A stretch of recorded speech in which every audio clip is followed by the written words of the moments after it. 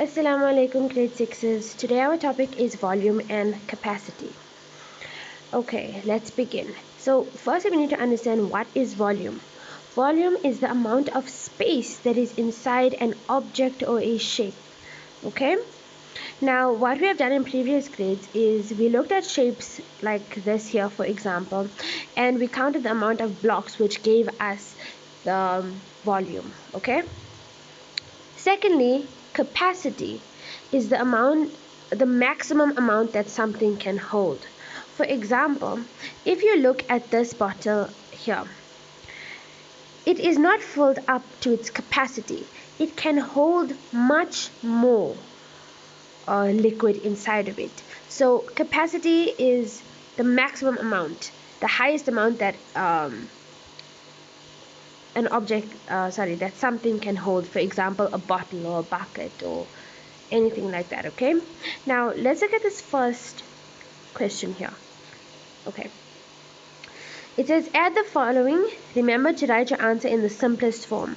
So here we are going to write it in units. So how many cubic units does this object here have?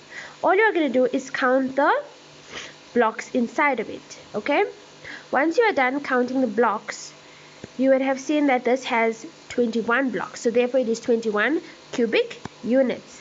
But instead of writing cubic units, you can also write it in the simplest form, which is 21 units cubed. This 3 here means cubed. Okay, so you are going to do that for all of these diagrams here. Right here it says look at the object and answer the questions. You have to look for the height, the width, the length. Okay, you already know how to look at the volume.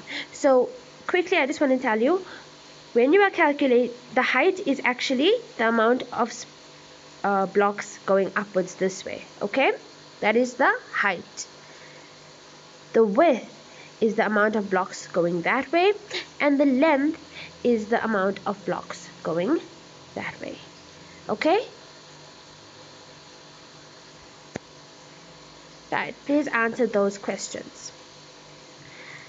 Looking here, I put important conversions that you need to know when answering these activities. So remember, the capacity is the maximum amount that something can hold.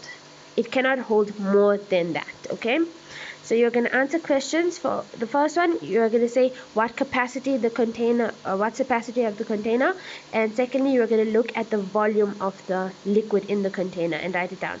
I've included this here to help you. Please make use of it. Okay, here it says how many millimeters can each spoon take. It's actually written here. This is 2.5 milliliters, sorry, this is 7.5, and this is 15 milliliters.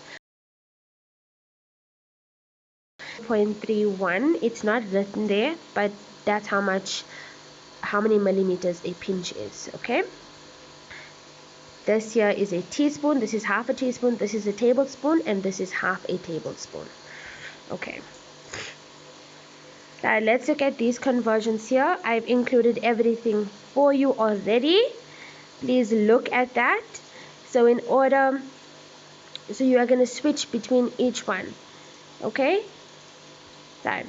So here it says write down everything to support your answer. You are going to tell me how much each of these are, and you are going to explain it in your own words. Okay, and here you are just going to write down the conversions. I've already included it here for you. Please take this down in your book because it is very important. Also take down these definitions here. I hope you guys understand. Please let me know if you need any help. Assalamu alaikum.